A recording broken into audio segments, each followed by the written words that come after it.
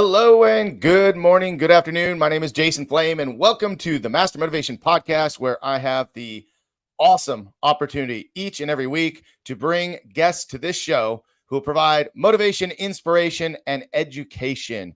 And today, this is Mr. Jeff Doss. He is from Rustburg, Virginia, who has 35 years of martial arts experience. He's a 5th degree black belt in the AFKA system, 5th degree in Shotokan karate, and holds black belts in Taekwondo and Defense Lab. Jeff is a 23-time sport martial arts world champion in several leagues: the NASKA, NBL, WKA, ISKA, PKC, and the AAU Taekwondo. Jeff has been on legendary teams like Team Elite, Team CJB, Team Proper, Team Hayabusa, and currently Team Revolution, sponsored by Century and My Studio. Jeff is currently the owner and director at Grand Slam Martial Arts and is the co-host of popular podcast Inside Scoop with Alex and Jeff, as well as Peyton's Extra Scoop. Mr. Doss, thanks for being on Master Motivation Podcast. Yes, sir. Thank you for having me. Excited to be here. And I've been waiting for this all year. So excited. I know. Isn't it interesting that, we booked this probably about a year ago. And when I reach out and contact people, they're like, "Are you serious? Like a year from now?" And I'm like, "Yep, I'm already booking 2024, booked all the way through just about August at this point." Wow. And so it's been an amazing pleasure to have the opportunity to speak with so many people, because this is going on. This is my 3rd year. Next year, I believe, will be the 4th year. And, just wow, to have this many awesome martial artists, leaders in their community, actors, comedians, pro wrestlers, the whole bit. So I'm looking forward to sharing your story and just talking with you today. And so the first thing I would love to start with is, tell me a little bit about what gets you pumped, right? What motivates you waking up in the morning, starting your day? So for me, it's just that growth, right? I wake up in the morning and I'm grateful to breathe, to be here. God has blessed me with great people around me, great opportunities, great family, and just, the opportunity to do something that I love to do each and every day. Right. So I get up and, I pray, I say, thank you for just all the blessings, start writing down, journaling, all that good stuff. And, whatever my plan is that day, if it's working out, if it's going somewhere, going to the school, it's always something that just gets me driving forward. But for me, it's always that growth, right? How can I grow and improve today? And being able to see, like the things that we do, how it affects other people, especially in martial arts, teaching martial arts, helping someone gain confidence and grow in life. I love it. So, well, you're one of those guys that, as I scroll my Facebook feed in the morning, as I'm getting ready for my day, I'm always finding some inspiration from you, particularly in that you talk a little bit more about your faith, and you're very open about your faith, which, in some cases people are afraid of that. Some people are afraid to talk about and to do that. So I'd love to hear more about how, how your faith, really dictates your choices in life, and how that motivates you and how that inspires you. Yes, sir. So, I've grown up a Christian my whole life, but really accepted Christ in my life around 12 years old, as far as like making that real choice. I was like, what do you mean? I didn't know that I had to like say those things. It was just like, well, I believe in God, I believe in Jesus, but it was like, okay, well, what's that next step? Right. And so after, there was a big, death in my family where I lost both, grandparents and aunt in a car crash when I was 11 years old. And, it just kind of struck me like, okay, where does this go? Where does my faith go? And so my cousin, who was, living with my family at the time, led me through prayer. And, there were so many things. Even this week, we at church, the whole thing is women that have helped you, guide you in faith. Right. And so, I had a youth leader at the time that helped me tell my story and tell my testimony. around this time, and just thankful for that. Her name was Tammy, and this week I'm writing notes to those people, right? To those females that have kind of helped me in life. So it's interesting just how all that comes about. And then you asked me that today. So I was just thinking about that.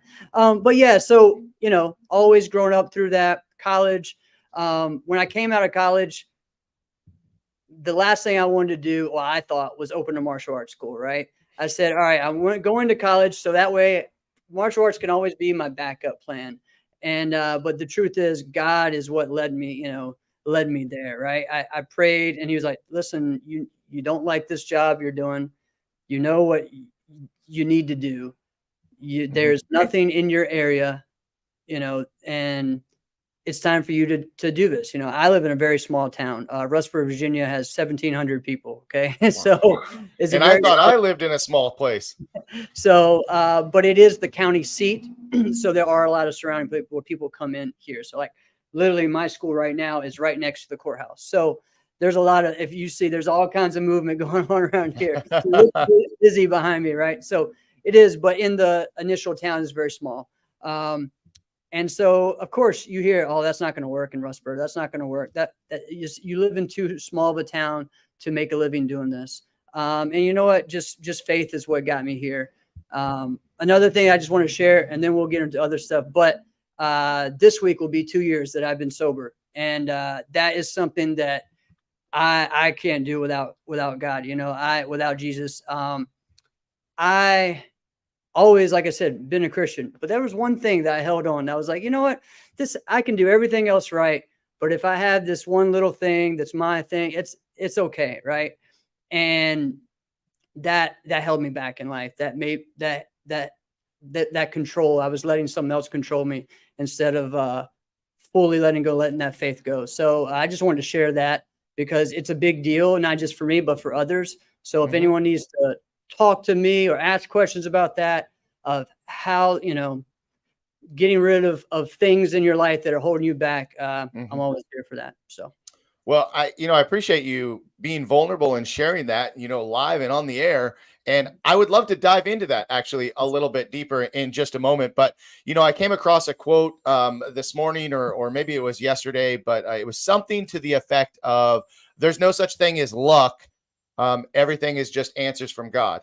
Yes, and sir. I don't know if that came from you or came from somebody, but I saw that. And as you were talking, I was like, yep, I'm right there with you. I believe that. And, again, kind of coincidence today. I have a very good friend who's the youth pastor at our Catholic church, Holy Cross here in Moore Park, California. Okay. And he and I used to work out, all the time together, and we're great friends. Shh, don't tell anybody I have a match with him December 22nd, but we're good friends. So anyway, but Danny Cleary, Danny Devine is wrestling. We were talking a little bit about, our faith today and talking about scripture and talking about, we were talking about Christmas gifts. And I sent my wife a link and I said, here's a book that I want to read. It was like a 365 daily reader with different scripture and passages each day. And I was telling him about it. And then we kind of open up because that's one of the things that he and I bond over the most. I really consider him as kind of my faith coach or someone that really inspires me to be deeper in my faith. And so it's good to have that person that I can talk about it with because, you don't get to talk about it. Kevin Kowalczyk is another one who he and I, brothers in Christ, that we can talk about these things and feel very comfortable and have some pretty deep conversations. But talking about a deep conversation, you brought up the fact that 2 years sober. This is a topic that hits home for me, not personally, but within my family, that I've seen alcoholism and I've seen drug addiction just eat people up, right? And and I've seen some people get sober, and I'm just so thankful when I see that happen. I see people post it on social media, and I always feel inclined to comment and congratulate them because that's a tough disease to beat. It can really get a hold of you. And so tell me a little bit about getting yourself out of that cycle, right, and becoming sober. Well, it's funny when you look back on it, you're like, okay, these were things that were leading me there. I just didn't notice that. I didn't take that step, right?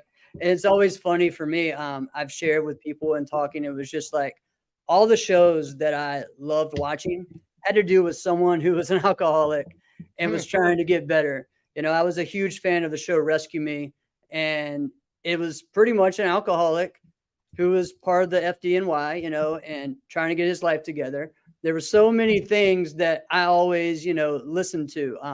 One of my favorite podcasts I listen to is Jeff Jarrett's podcast, My World, and he's gone through that as well. And it was even today. I even made a comment on the page just about that, about how that's helped, you know, help just someone else that you look to and appreciate, and you hear their stories. So I had all those things going there, and I was doing so much to help my health and everything. You know, it's like I was doing fasting. I was getting rid of all the extra stuff, but then I was holding on to this one thing. It was like, you know, and just different things of like, okay, you never had issues with getting sick or anything like that.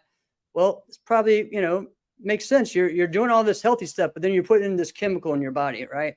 And it just didn't make sense. And I wasn't making the choices. You know, again, you have, after one drink, you're done. Everyone that wants you to stick with what you were currently doing is always like, oh, just have one. No, one is done, right? You know, and one means I'm done. I'm done being who I am called to be.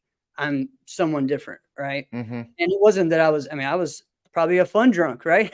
But I wasn't making these choices. I wasn't putting my faith, my family, everything else first, you know? And so for me, you know, different situations kind of were happening too often.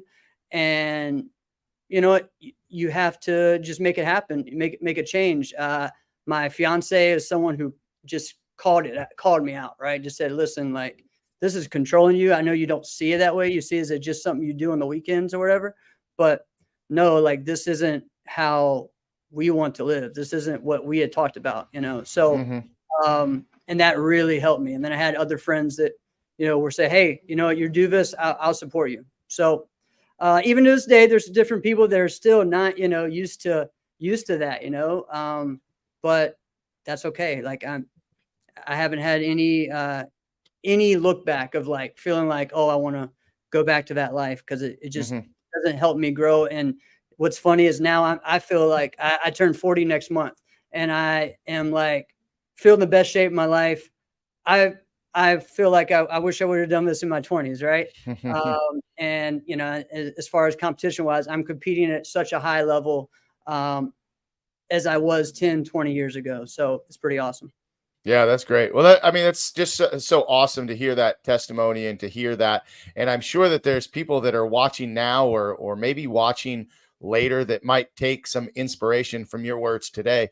You know, I can understand, I can relate, you know, because I think if you've ever been drinking, you've had one of those nights where the next day you wake up and you had to ask your friends, like, who do I need to apologize today? Someone was just telling me a story about that, you know, the other day. And I was like, yep. I mean, I've definitely had those myself, you know, not proud of it.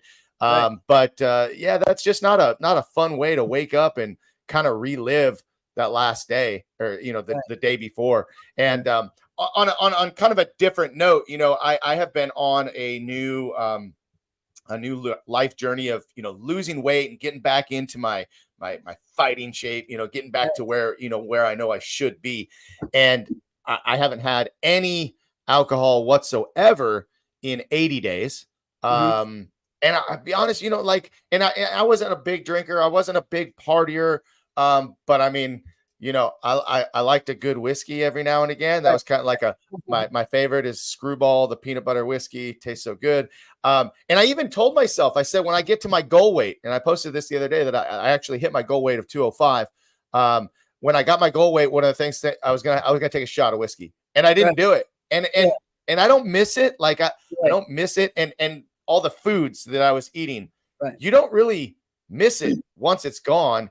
Especially when you replace it with things that are more positive. Not just more water and better foods, but I'm talking like I'm feeling good and working out way better. My body is just feeling great. Right. And so, yeah, I think it's really a decision and a mindset that once you make it, whatever it is that you're giving up and moving on from, is reminding yourself of how you felt badly then and how you feel better Yes, now, sir. right? Yes, sir. Yes, sir. Yeah. I mean, and you've replaced those things with better habits, right? You've replaced those with people, with relationships, Mm-hmm. and growing them, not ruining them. So Totally, yeah, totally. I was talking to leader of Team Revolution, Canelo Lovelace, about that day. I'm happy I don't have to ever be, hey, I don't remember what happened last night. Like that doesn't Mm-hmm. happen anymore. So that's always a good thing. Another person that always share things with or two people, is Angel Diaz, as well as Sam Diaz. So both those guys are people I talk to about that all the time. So Hey, I want to give a quick shout out. Dana Abbott is watching oh, and jumping in, saying howdy. He has lived on a sushi Japanese diet for 37 years, married Japanese, and live 100 years. Yeah, listen, I love me some good sushi too. yes, sir. I Yes, just sir. have to do it these days without the rice because Yeah. I'm staying low carb for a bit. But Dana, Yes, sir. it's great to see you. Dana, if you got any questions for Jeff or myself, post them. By the way, anybody else watching, if you have any comments, questions, we'd love to hear from you. And do us a favor, share the video, go to YouTube, subscribe to Master Motivation Podcast. We'd love to see you there. And we're talking to Jeff Doss. We've talked about, our faith journeys. We've talked about the sober journey. One thing that you mentioned several minutes ago was we were talking about waking up in the morning and having that motivation to get going. I'd love to hear, your morning routine. You talked about journaling, you talked about reading, but wake up in the morning, eyes open. What are you doing until the first major activity? Yes, sir. So actually started doing this a few months ago. I have, before the night, we have our structured water, and then we put 2 teaspoons of Celtic salt in there. And then, so as soon as I wake up in the morning, I have that as I sit up. That helps just, hydrate all the cells, get everything going, having that natural electrolyte. And just, it's just a crazy experience of just how you feel doing that. I get up, say the thing, just think about things that I'm thankful for and grateful for. I'll journal, I'll read, Bible verses, but also then whatever book I'm reading. Currently I'm going back to do Mind Gym, which is, an old book, but it's a great one. I think it came out like 2001 or something like that, but it's a classic book, about, the things that it takes to do to be successful in sport, but it's all here, all mentally, right? So many great stories and such from Gary Mack, who is a sports psychologist who's worked with some of the best for years and years and years. So that's kind of, what I do then. Take the dog out, all that stuff. For a while I was juicing. I was making juice in the morning. I haven't done that as much recently. Just sometimes, like I'm sure I'll go back to doing that, but it's one of those things where just kind of fluctuate on what I'm doing with my, the time of the year too, right? With my routine on that. And then, either go to the gym if I'm doing that, if that's the thing in the morning that I'll do, or get up and go to the karate school and start teaching. So Yeah, that's awesome. Well, that's great. It's great to hear, everybody's morning routine. Are you an early riser, or are you kind of mid-morning riser?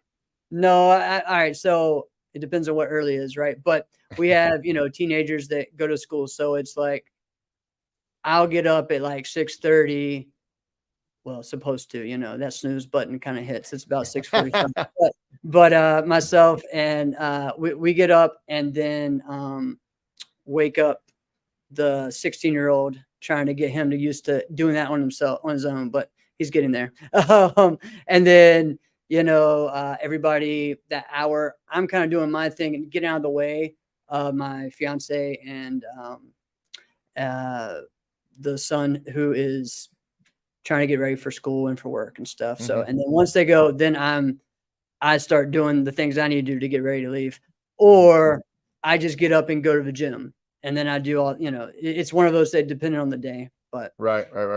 Yeah. So No, I mean, I talk to some people, and everybody has their different, morning routine, right? And what time does your day start? As martial arts school owners, right? And this is where we differ sometimes, because, there's sometimes that I'm not leaving the school until 9:30, 10 o'clock. Exactly. Sometimes it's been later. Fortunately, over the years, that has come down a little bit. I have an amazing team who allows me to go home early. But, I still kind of live that martial arts lifestyle where I didn't even have to get to the school until like 3 o'clock. First class was at like 4. Sometimes I wouldn't even roll in until like 3:55. That was when I was much younger. But like that midday to end of day was like, so getting up early to me was like, if I was out of bed before 10 o'clock, that was like super early. Exactly. And now I'm like a 7 a.m. riser. 7 a.m. is a pretty normal time to get up and go. But I have friends that are like, if you're not up at 5 a.m., like you're missing out. And I'm like, yeah, that's not going to happen. 5 a.m. is not going to happen in my life. Like if it's still dark outside, I'm not getting up. Now I still listen. I like you get up, I do my reading, I do my prep, I do my calendar check, do my messages, and then I'm hitting the gym and then working through my day like you, depending on the day, different things are going to take place. But training, right? Training, martial arts training. You know what I love watching when I'm watching your videos and your reels that you're posting is you are one of the most amazing kickers I have ever seen. I'm like, dude, like, how long have you been doing the routine to get you to be as flexible, to be as strong as you are? Because some people think flexibility is the only thing that gets you to kick high and kick hard. And it's both the flexibility and the strength conditioning. Talk to me a little bit about that training and how you got started, having such awesome kicks. Yes, sir. So, I mean, that's one of my big things especially in sport martial arts. And my goal is to bring kicking back, and to make that still a thing, as well as with Taekwondo forms and making that, something that wins on the circuit. But yes, my kicking ability, it's something that I go back to my instructor, Grandmaster Lawrence Arthur in American Freestyle, was really big on kicks, on flexibility, on training, and on, putting your hand on the wall, doing wall kicks, slow motion kicks. From the young age, that was just something that we all did. In this area, it was either you were American Freestyle or you were Jun-Ri. Now there's no more Jun-Ri schools in the area. That kind of left a long time ago. But it's mostly American Freestyle. And now there's, of course, MMA and Jiu-Jitsu and stuff. But as far as on the martial arts side, I mean, kicking is just something that we all do, and we haven't stopped. For me, doing that, yes, it was a lot of flexibility and stretching all the time. But when I got so my competition coach, I guess from the age of 9 to about 15, was John Valera. Okay, so John Valera is one of the greatest martial arts sport martial artists of all time. He only lived about an hour away from me. Okay, he lived in Roanoke, Virginia, so I would go once a week, sometimes twice, to go train with him. And he's like, all right, you have the flexibility, you have great technique. Now let's make them explode. So what most people would say when I tell them, oh, I do a lot of plyometrics, like, oh, yeah, but that helps you jump. That doesn't help you kick. No, that helps my explosion. If you apply that same mindset to your jumping ability, to your kicks will get better. It's just how you think of it, right? So there was a lot of, just squat jumps and plow, and jumping on boxes and cap jumps and different things that we did then. Now it's a whole nother level of different things to help the explosion. As far as a routine for me, my big thing right now that I've been trying to push with everyone is working from the ground up, right? So I posted a video actually this morning just of, all right, if you want your kicks to be faster, well, let's work from the base. Get on the ground, get your leg up, and start working the speed. Your base leg needs to be explosive. You're not always going to be able to do that trying to do it standing up, because your body is working all kinds of other things. So let's go to the ground up. Let's focus on that one leg, that one focus. Now we'll stand up, we'll get one hand on the wall and start doing that. And then we'll let go, just like with everything else, you got to go slow before you go fast. Right. Mm-hmm. And, yes, there's a lot of flexibility, but strength and conditioning is key. And so, I've gone through so many different drills and everything. I can come up with a new drill probably every day, right? If I want to, on how to get kicks better. And I teach them all the time. Over the past 2 years, I've been working with Ross Levine, for my strength and conditioning. And what's great is that, Ross, current champion of karate combat, but I've known him forever. I've seen him start in the sport, and, he's a physical therapist as well. And so he understands what it is I need to get better. And, he's helped me actually get better where both sides of my kicking, not just right leg kicking, but left leg kicking, has gotten better, by the things that he's added to my program. So, you gotta step outside of the dojo a little bit to get better as well, especially as you get older, right? I mean, before I would just be in the dojo whenever I could, right out of school, go wherever, and just kick all day long. But you got to build those muscles in other ways too. Absolutely. Yeah. Well, being a Korean style practitioner as well, I started in Tong Soo. That's our main system of style. So I'm with you on getting those Korean styles represented a little bit more, because we could talk about that a little bit. But coming up from a background that like ground kicks and wall kicks and holding on to chairs and kicking over the chair and like all the crazy things, that our instructors would do to us to get us to be able to kick quickly, right? Quick kicks, right? Sharp kicks, be able to hold that kick, right? And so, I still to this day, like, everybody, when I'm teaching and I say, okay, everybody go over to the wall, like everybody kind of goes, oh, like, because they know how much their legs are going to burn by the time we're done with this drill. Because we'll work 10 on each leg front kicks, 10 on each leg on round kicks, 10 on each leg side kicks, 10 on each leg back kicks. And they're like, are we done? And I'm like, no, that was just a warm up. Now we can start, kicking the bag or, doing whatever. But you brought up John Valera, man, that brings back, that was like the 90s, right? That's when I dabbled in competition in those years, and not very much, because I came from a more traditional school. We just didn't compete a lot. But John Valera, Mike Chat, those guys, watching those guys out there kick and do their stuff, amazing. Amazing. And now those guys are you and all the other guys that are out there. So pretty neat. Tell me a little bit more about this big push, because I know you are pushing it, right, to get the Korean forms separated. And as I am now kind of pushing some of my students to get out there and compete, it's hard for them to go out and compete against the Japanese forms when they're doing Korean forms. There's very different look, different feel. And it was actually recommended to me. They're like, just learn the Japanese form and have them compete that way. And I'm like, but they don't train Japanese karate. They train Tong Soo. So, but to compete on the level, it is nice to see the separation. So tell me a little bit more about that. Yeah. So, so this year, actually just today, NASKA put out an email saying that they will have 10 junior black belt Korean divisions next year for the juniors, right? Which is a great thing. It's something that should have, been happened a long time ago, because when you look at it, more than half of the NASKA promoters come from a Korean background, right? So it's just funny how that worked. And I understand how it started. Everything was combined.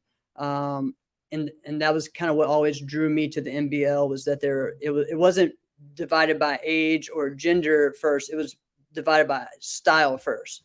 Then as the numbers went up, then they broke it down more and more. And so I think that was what was really cool to me about the NBL as a competitor growing up and as a promoter later on. But I really, for me, it's like I feel like I always tend to find something that's the underdog and just go with it, right? And as far as being a kicker, when I was growing up, everyone started doing tricks. And I said, well, I'm going to do everything kicking. I'm going to do everything martial arts related. And that was what helped me stand out, right? And then same thing when it comes to Korean styles. I also have a Shotokan black belt, which is more of the kicking art of Japanese karate, but it's one of the only ones. But it's very similar, of course. Tanshido comes from that. But I also was learning at the same time Taekwondo.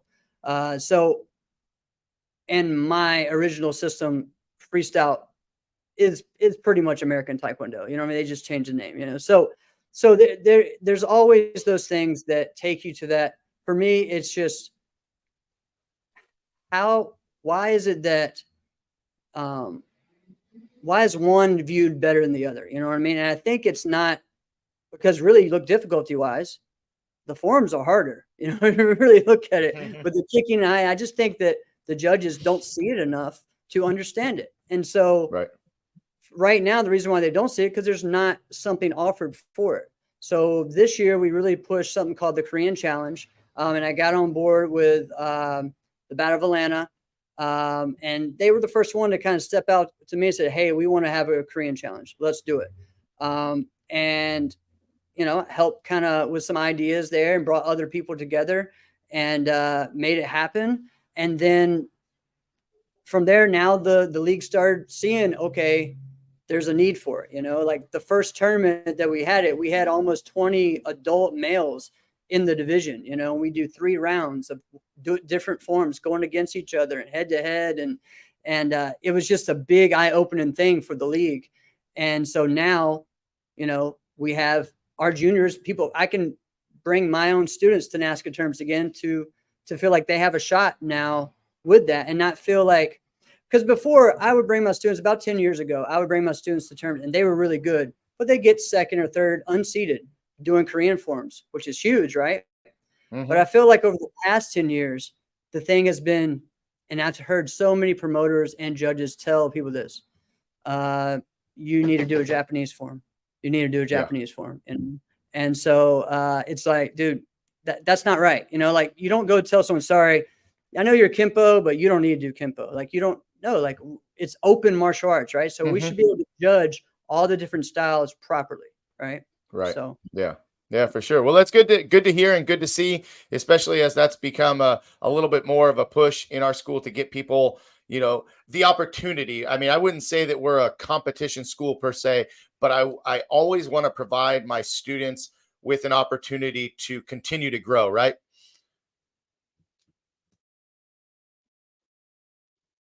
Looks like you had to step away for just a second.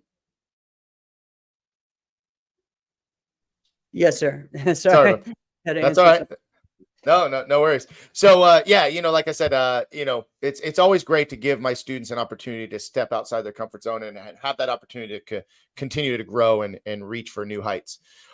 Let's talk a little bit about mentors and coaches and people that have impacted you and inspired you, motivated you, and helped you to get to where you are. So, time for a little shout out for a couple people. Yes, sir. All right. So first, because I hadn't got into why I started martial arts, because we have a connection here on that. I'm a huge wrestling fan, huge pro wrestling fan. The reason why I started martial arts because I love pro wrestling, but my favorite wrestler was Ricky the Dragon Steamboat, and still is my favorite. So he used to come to I guess when he joined the WWF, had the martial arts uniform and the belt and stuff, and so it was like, all right, I'm either going to be wrestling or karate. And so I started with karate first. Eventually I got to do amateur wrestling as well. And I add that into my program. It's a big, huge part of our self-defense in our curriculum. So Ricky the Dragon Steamboat, hoping I'm able to make it down to WrestleCade this weekend to finally meet him and that's awesome. Say that. So he's going to be, him and Sergeant Slaughter are doing a Q&A and a talk and stuff this year. So so that's kind of how it started. Like I said, Grandmaster Lawrence Arthur's my instructor, still someone that I talk to daily. Just had a meeting with him. Actually, every Monday we do a Zoom talk. So still a huge leader in my life. We have 2 guys as far as for me as competitors. again, John Valera, I said before, someone that I just looked up to. Another person was Seneca Luther. He was a high-level competitor from the same town, and he was the top junior in the late 80s, him and John. So both those guys were ones that really got me to want to be a competitor and not just be someone who does martial arts, but go to that next level. And so that's something that, I'll never forget. Two instructors of mine. So I have my Shotokan instructor and my Taekwondo instructor, who are still two of my best friends to this day. And that's Johnny Watkins and Preston Rogers. And those two guys, people ask me, all right, when are you ever going to stop, competing? Because I've been doing this for, again, like I said, I started when I was 4. So 35 years this year for doing martial arts, competing maybe 34, maybe 33, but the thing is like my instructor, he's 67, 68 years old. He's still competing. So, you know what? I'm still doing it. I'm going to keep doing it. And I love it, and it has pushed me, and I still have goals and things that I want to do. I'm, at Diamonds, I lost by 1 judge, and again, that would be the first time that anyone has won with a traditional Korean form, winning the diamond. And then also I'll probably be the oldest person ever, so it's like, you know what? I didn't do it this time. I'm this close. I still got more. It sounds better winning when you're 40 than when you're 39. So, you know, like that's just the mindset I have. Like okay, that was just the next step. Now we'll get to the next one, and then the next one. There'll be more opportunities if I keep going, right? If I keep moving, if I keep growing. And it's cool to see the different people that I've inspired because of that. And it's just funny too, because, I'm competing, against 20-year-olds, right? Or 21-year-olds on stage. And even in my division, in the Korean Forms division, like I went a good 8 years without losing that division in NBL or NASKA. And so it was really just cool to see that the people that I'm like, when I compete in my division, you're competing against these people, but a lot of those people still after the form ask me for advice, ask me for help, even though they know that I'm trying to beat them, they're trying to beat me. But it's just that respect that they have for me, and that respect that they know that I care about the division getting better. I care about them getting better. I want our sport to grow and get better, right?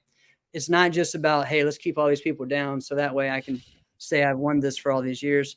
That's great. Right. But at the same time, like, again, we all want to grow. I only grow if they all get better, and then vice versa. So, and then again, being able to for the sport to get better as well. So, yeah, those are just some of the people on that. Sorry, there's a lot going on right here. Hold on one second. That's okay. That's all good. Take your time. Take your time. So, guys, if you're watching us here live, do me a favor. Please go to YouTube, subscribe, Master Motivation Podcast, share the video so more people can learn more about Jeff Dawson. We're just talking about competition and talking about, I love the fact, by the way, Jeff, that you brought up, you're 40, going to be 40. Well, I'm going to be 50 next year. I got someone in my ear telling me, Compete is coming up in February in California. And I'm like, yeah, I know it is. I know. I bring students there. He's all, no. He's all, think you need to get out there. I'm like, all right, now you put me on the spot. So I got something swirling in my head, but talk about training and working out with 20-year-olds. I've been in pro wrestling for a bit, and I'll have a pro wrestling match coming up on December 22nd against someone that's young enough to be my son, but again, a great friend. And hey, listen, age is just a number, right? Like, and if people can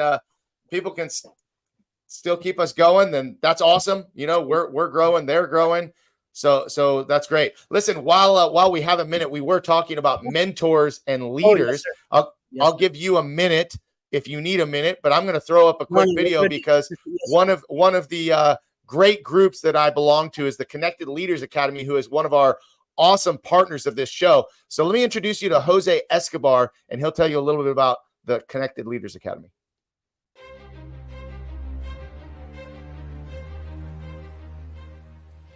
Hi, my name is Jose Escobar, and I'm the founder and CEO of the Connected Leaders Academy. We're a growing tribe, a community of entrepreneurs all over the world, globally, all across the country, high performers, titans of industry. If you're an entrepreneur and you're looking to grow personally and professionally, scale your influence, develop your skill sets, move the needle in your business, more clients, more money, more profit, the bottom line, and of course, grow your circle and your network like never before, this is where you want to be. Join the Connected Leaders Academy today. We are scaling massively. We want to welcome you in. Check me out on Instagram and on Facebook, the @ JASCO25. We look forward to having you join us. Take care.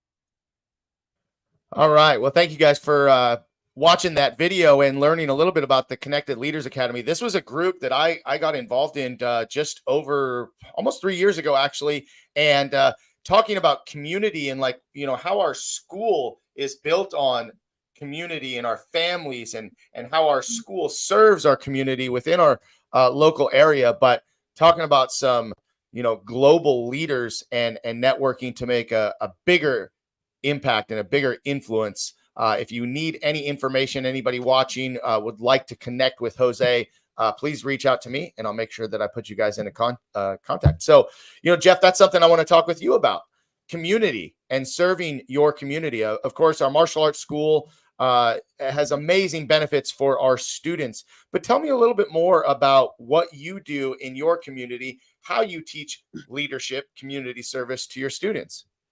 Yes, sir. So it's a huge aspect for, in our school is, pretty much everyone has to do some type of community service for them to rank up in their, in their belt system and things. So we do that. But the biggest thing is that people know what Grand Slam martial arts is, right? We get out in the community, we go volunteer at all the schools, we go and are a part of it.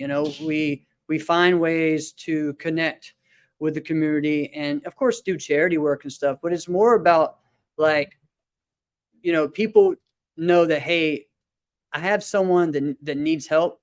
We'll go, let's take them to Grand Slam martial arts, and if there's people that need that push, that spark for growth, that confidence, those mentors, and that's, they feel comfortable doing that. I actually, a few years ago, right before COVID, I was working in the school system, teaching martial arts as a resource class, and created something called KICK, which was, see, it's been a few years now, knowledge, integrity, confidence, and I can't even think of what the last one is, but and let's say kicking. Let's say kicking, but it was a way to help the students grow mentally more than anything. Yes, that we had the martial arts part, but really it was that confidence, and it was that way to talk to them, and they would get us.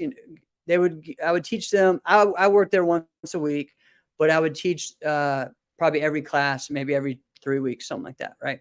And so it was a really just inspirational thing for me to be able to have some students that actually wouldn't talk to their teacher, wouldn't talk to other people, but then would speak their first words in my class, because of the things, the powerful things that we do in martial arts, right? And we challenge people and we show them that it's okay, it's okay to mess up, it's okay to fail, but there's always more, and as talking about that with the community, it goes back to some of the mentors. I've done a lot of things with Michael Burnoff and his mindset and his teaching methods have helped me a lot for how to help people there, with that confidence and how to walk and talk and be confident, not just say you're confident, right? You have to get your body in the mode to do it. You've got to feel it. So that's exciting, my family is heavily involved in everything that I do. So that's something that I've always had, right? Is, my mom saying, hey, we need to get involved with this church. We need to get involved with this people. They're doing this and that, bring them in and do something together. that push and that encouragement has been great there. My brother is a full-time, excuse me, worship leader. So that's what he does full-time at our church, Timberlake Church. So, you know, there's always connections there that we get involved and do things. So I just think it's important. And, you know, we're more than just, like we always, all of us know it, right? We're more than just teaching kicks and punches. And it's a blessing. And for me, it goes back to my faith, right? He didn't put me here just to kick or just to do this, but to inspire people towards him, to help people get out of bad situations and go into better ones. So. Well, what I love that my instructor often said was that martial arts was a vehicle to do so many other things. And I never really understood that until I got a little older and more mature. And of course, as my business began to grow, you know, because in the beginning, when you have a martial arts school, you know, the first thing usually is, I just want to get a lot of students. And then it's, I just want my students to be really good. Like I want world champions, right? And so you can have a lot of students and you can have world champions, and you can still, your martial arts school can still be a vehicle to serve your community in so many ways. I mean, just by opening your doors in some regard, I mean, that's already a service, because we are teaching confidence and discipline and self-defense and getting people in shape. But getting outside of our school and getting involved in local organizations, getting involved in the schools and creating the relationships that open up opportunities. You know, I always like to share the story when we talk about community service and how our school gives back. And it's changed over the years for us. But, you know, when I was growing up, we were not well to do. We actually received a lot of help from people. My family of 5 lived in a 20-foot travel trailer for quite a while, and we accepted help from people that would provide us with food and clothes, and just like literally our neighbor connected their hose from their house to our trailer so that we could have running water. I mean, you know, minimal stuff here, right? And so long story short, you know, I remember going to someone's house, and my mom said that we were going grocery shopping, but we weren't at the grocery store, and we were going to a food bank essentially, and getting, you know, all the stuff, the powdered milk, the block cheese, the no name brand cereal, you know. And I remember thinking to myself at one point that if I could ever help people the way that these people help me, I want to do that. And so 16 to 17 years ago, we started doing a food drive for Thanksgiving. Funny enough that that's this time now. And so we would do a kickathon in the school, raise money. We would go buy the food. We would package the food and deliver the food. And that was something that we did for many, many years. I was so happy to share that experience with my kids, who definitely did not have to grow up the way I did, fortunately for them. But I wanted them to understand. And, you know, there was definitely conversations about, you know, the people that we were giving the food to. And now flash forward a little bit, you know, we kind of got away from doing that. And now we have partnered with a local organization called Team Wish, and we help 60 families with not just the basket of food that we were doing that was like $30 or $40 way back then. We're talking about $300 to $400 worth of food that will last them almost, you know, an entire month. And we're just going through this process. I'm sitting in my good friend Seth Hayden, his business Nothing But Healthy here in Moorpark, California, who has boxes everywhere of all the food that needs to be delivered out. And it's just, I think that is an amazing blessing to take our martial arts school, which is our livelihood in our business, and turn it into something where we can give back. And at the same time, all of our students that are a part of this, that get to serve and to get to, you know, help with this project, talk about more than kicking and punching. Huge lessons coming out of that, right? That's huge. I love it.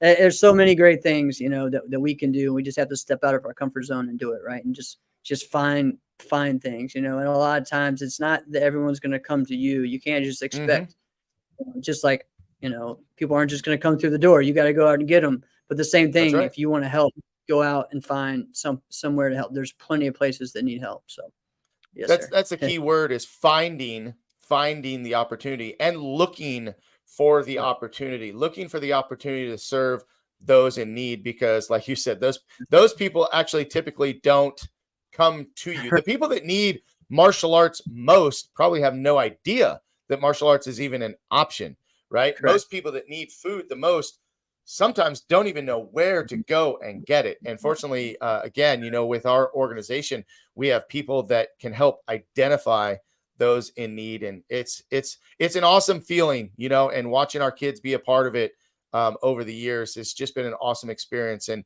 like you said, part of your curriculum, our curriculum includes community service for their black belt test. I mean, our black belt teams that come up every 6 months have to kind of put together their own idea of what community service looks like. I mean, some of them go out there and do a park cleanup day. Some of them are going out there. I have one group that jumps on the Relay for Life and helps American Cancer Society, does good work with them. And it's just, just planting that. If anything else, if we just planted that seed of community service and being a service-based person, have that service-based thinking, that's a huge win in my book. It is. It's huge. I love it. So listen, we're getting ready to wrap up, guys. We're almost near an hour today. And of course, I want to thank everybody that has been watching. And if you're watching this on a replay, thank you. Would love to hear your comments, your questions, any feedback on our interview today. And of course, thanks to Jeff, sharing his story. I mean, you definitely shared some things that people out there that know you as the martial arts competitor may not have known. Jeff, is there any advice that you would give people watching the show today? Just, any closing thoughts? So there's a couple of things, for me, of course, giving a shout out to Team Revolution and Canelo Lovelace and those guys, because go out and find someone to connect with, right, in martial arts. Like all of us, that's what's great about competing, is that it's our friends, right? It's the friendships we made. Go find those people and connect with them. It's not for me. Canelo and I knew each other from being promoters on NBL years ago, and now we're working together. And you know what? Like, I never thought that would kind of happen, but why not? We've been friends for years. Now we found that connection of like a similar path, a similar goal, and let's work on that together. Right. So find people like that, find good people. As another one is, of course, work hard, right? But find ways that you can contribute in your martial arts school. Okay. Find ways that you can help your instructor, because that's how you're going to grow, right? Teach, train, test. Those are the three keys for us to really grow in martial arts, right? We want to learn it, of course, but we want to teach it, and then we want to train it, and then we want to be able to test our skills. So go out and find those ways. If you can, at a young age, learn how to lead, learn how to teach, you're only going to become a better martial artist, right? One more thing was, for me, the reason why I feel like I wanted to be a national champion, a world champion, and why I'm still love the sport. And it's why I talk about every week, every Monday night at 9 p.m. Eastern time, Inside Scoop. It's a sport karate based podcast, and we'll be coming tonight. We have the AmeriKick team coaches, Derek Megan and Vince Little, on as interviews tonight. The reason why I live it, I love it, is it goes back to that first tournament I went to. The first tournament I went to was a national tournament in North Carolina. I was 4 years old. Back then, the divisions were 7 and under. I do not remember competing. I just remember looking up and being like, whoa, everyone's really big. Okay. What I remember, though, is that my parents took me to the finals. All right. And I will never forget that. And I cannot thank them enough for that. Because guess what? It showed me the top level. It showed me the people that I wanted to be like. It showed me the people that there was more, if like a lot of times people go to their events and then, all right, let's go. We got something else to do today. We got to get on the road as fast as we can. And I get that. And a lot of times, especially now, it's worse than ever because we do so much, right? Our lives are so busy. Stay and take the extra step. Watch the black belts, watch the top junior competitors, because what you're doing, you're giving your child someone to look up to, right? In the sport. Okay. It's the same thing I tell all my students. If you want to be in football, like, do you not watch football? Like, then why aren't you on YouTube for karate? Why aren't you watching, martial arts films and movies and reading martial arts books?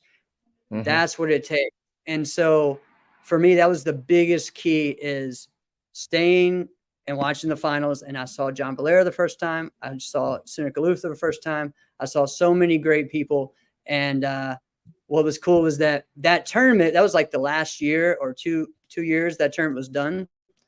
And they brought it back probably 3 years ago. And I was able to win that tournament as a grand champion years later. And that was my first tournament I ever went to. So I just think parents find those opportunities and give your child someone to look up to.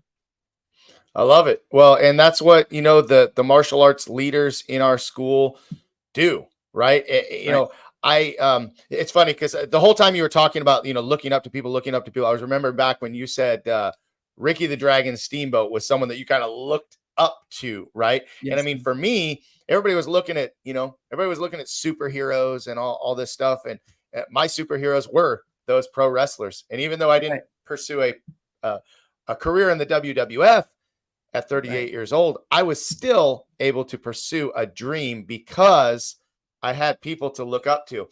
And so in our team meetings, I often ask, at least probably once a month, I'll come back to this topic and I'll ask all of my assistant instructors, my leadership team members, I'll ask them, when you were a younger student, who was the instructor that you looked up to the most? Who did you want to be like? And everybody will name somebody, right?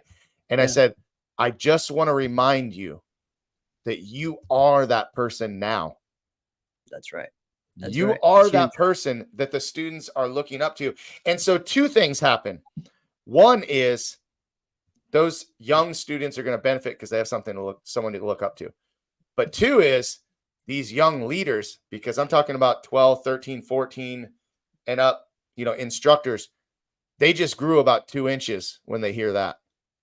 Right? Yes, sir. Yes. And so, and for me, my greatest success is far outshined by what my students do, can do, and will do versus what I do, can do, will do, right? Like I coaching, whether it was baseball or it's martial arts or it was pro wrestling, or it's always been my greatest success is watching my students grow, watching my students become instructors, watching my students, go on in life and do other things. Like that's just, I don't know, that's just it. So I'm glad you brought that up. And then the collaboration, finding people, it's so easy, right? And we're talking about the sport karate world where it's very competitive, but at the end of the day, like when you compete in a division, you're hoping that the guy that you compete against brings it, because how fun is it to win against someone that's not at their best, right? Like,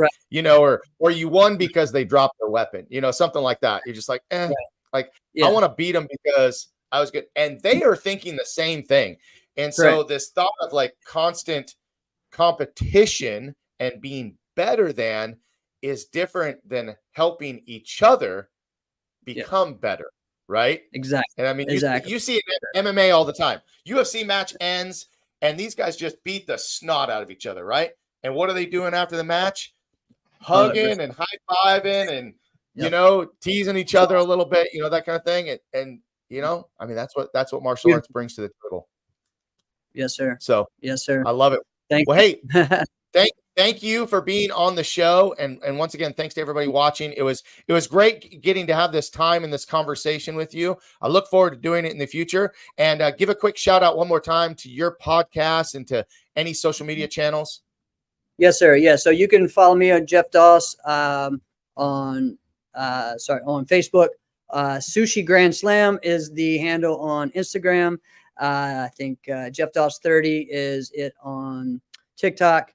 I have Grand Slam Martial Arts YouTube channel, so you can check all that out. And I put a lot of videos out, kicking and also mindset and stuff as well. But on the Martial Arts Inner Network is where Inside Scoop is, and that is every Monday night, 9 p.m. Eastern time. So we have a show tonight, and you can find us live on YouTube or Facebook, or you can listen to it the next morning, Tuesday morning, on any podcast platform. So beautiful, yes, beautiful. Awesome. Guys, go check it out. And Mr. Doss, thank you so much for being on the show. Look forward to catching up again soon.